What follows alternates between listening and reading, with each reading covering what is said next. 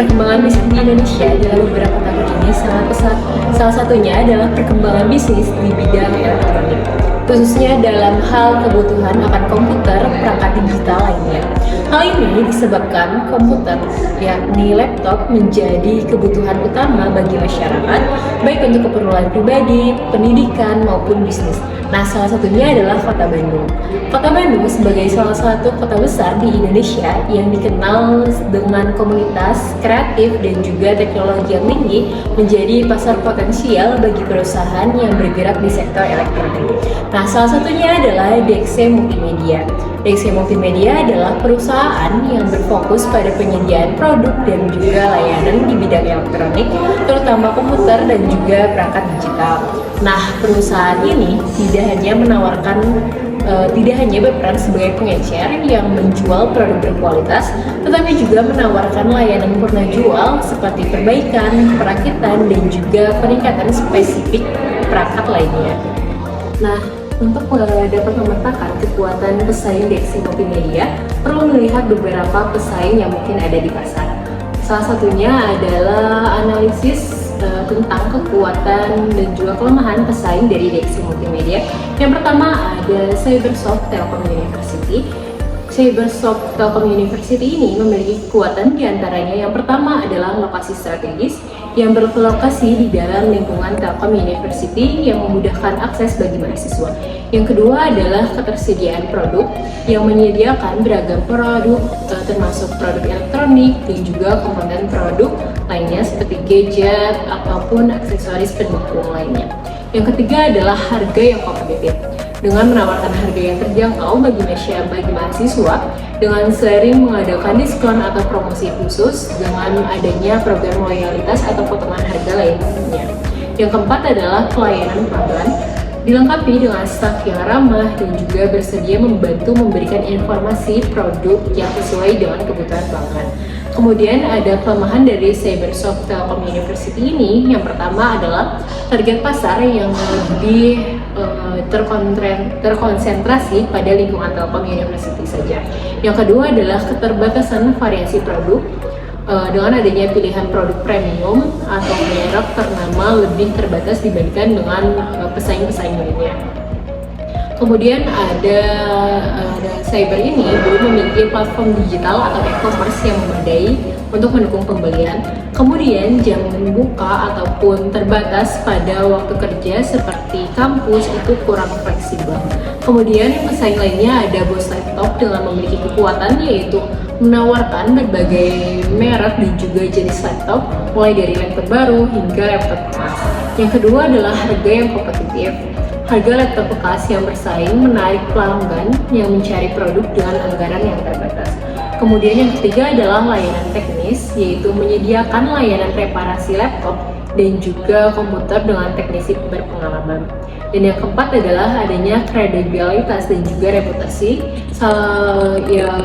Pesaing ini sudah dikenal sebagai salah satu toko terpercaya dalam bidang laptop di wilayahnya, dengan ulasan positif dari berbagai pelanggan.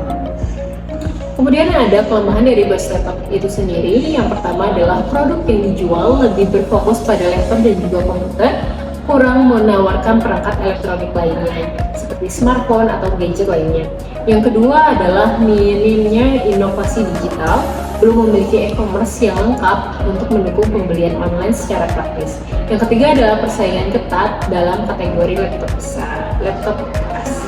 Kemudian ada lokasi yang kurang strategis, yaitu tidak berada di pusat perbelanjaan besar sehingga kurang menjangkau adanya banyak pelanggan yang tersedia. Nah, berdasarkan kekuatan dan juga kelemahan para pesaing yang menuntut DXC Multimedia ini harus menerapkan strategi pesaing dan juga strategi pemasaran yang tepat untuk meningkatkan penjualan dan juga kepercayaan masyarakat terhadap perusahaan. Nah, strategi pemasaran ini memegang peranan dalam keberhasilan suatu perusahaan dalam persaingan bisnis. Dengan menerapkan strategi persaingan yang efektif, DXC Multimedia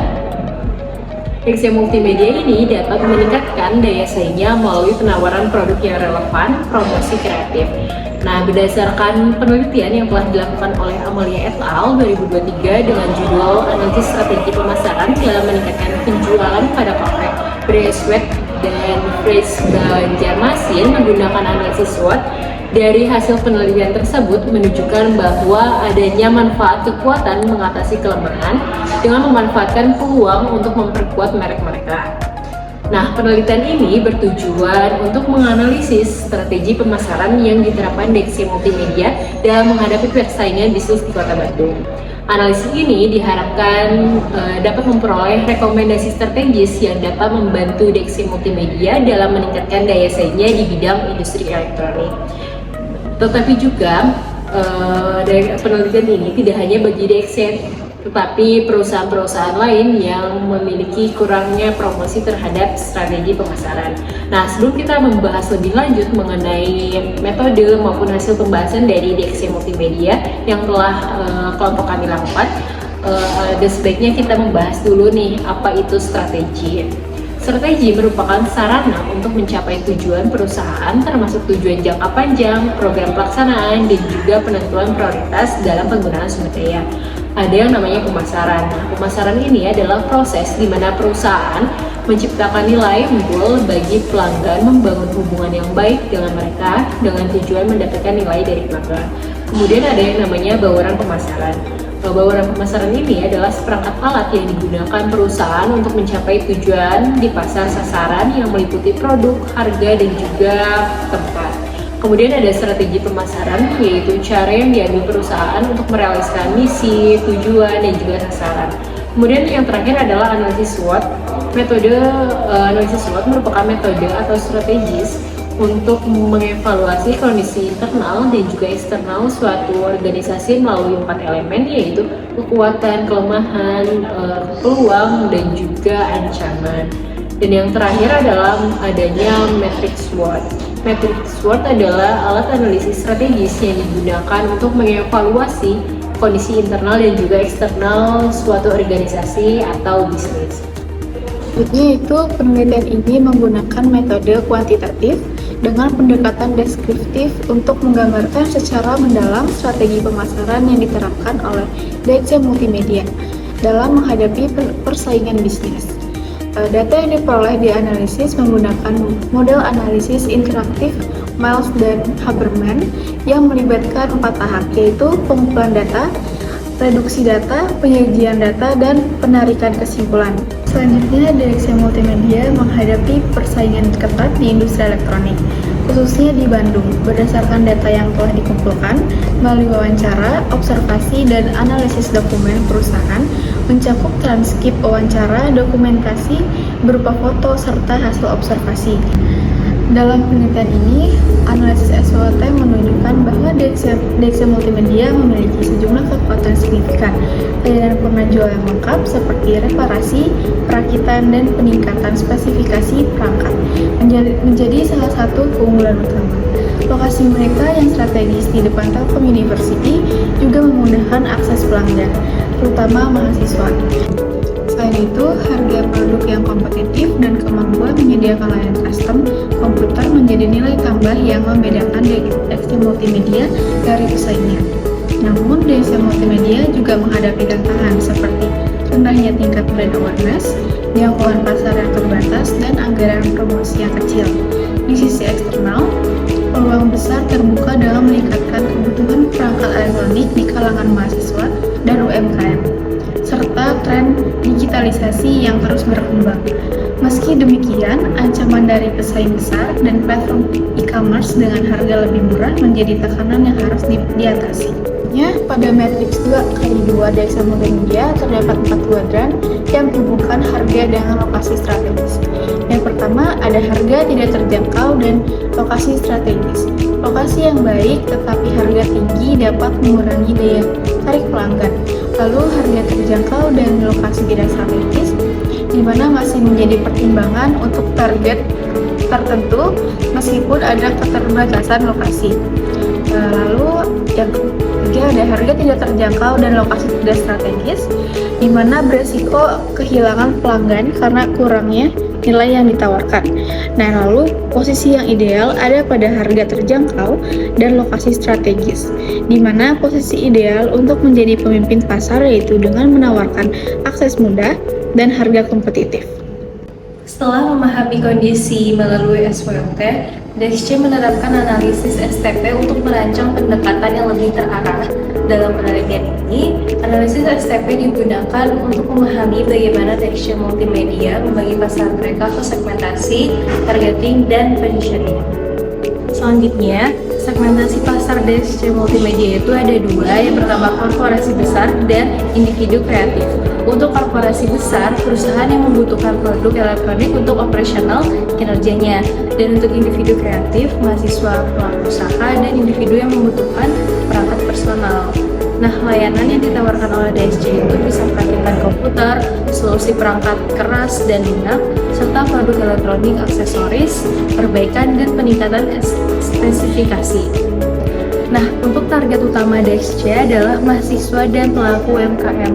Mahasiswa ini dipilih karena mereka membutuhkan perangkat elektronik yang terjangkau tetapi berkualitas dan untuk mendukung kegiatan akademik mereka. Di sisi lain, pelaku UMKM mereka memerlukan perangkat IT yang dapat meningkatkan produktivitas mereka tanpa harus mengeluarkan biaya yang besar. Untuk memenuhi kebutuhan ini, DSC menawarkan produk dengan harga yang sangat kompetitif dan layanan personalisasi yang memungkinkan pelanggan menyesuaikan perangkat mereka sesuai kebutuhan mereka. Selanjutnya itu adalah positioning DSC multimedia yang dengan memberikan layanan perakitan komputer custom dan di mana ini layanan perakitan komputer sesuai dengan spesifikasi pelanggan serta memiliki komponen yang berkualitas dengan harga yang terjangkau. Nah, yang kedua itu adalah peningkatan spesifikasi yang dimana ini adalah upgrade perangkat untuk kinerja optimal untuk pelaku UMKM yang dimana dia dapat mengoptimalkan performa perangkat mereka. Selanjutnya, integrasi dari penjelasan SWOT dan STP. Yang pertama, segmenting pasar dengan kekuatannya. DSC Multimedia memanfaatkan lokasinya yang strategis di Telkom University untuk menjangkau segmen mahasiswa dan pelaku usaha. Berdasarkan hasil analisis dari STP, perusahaan menargetkan dua segmen utama yaitu korporasi besar dan individu kreatif.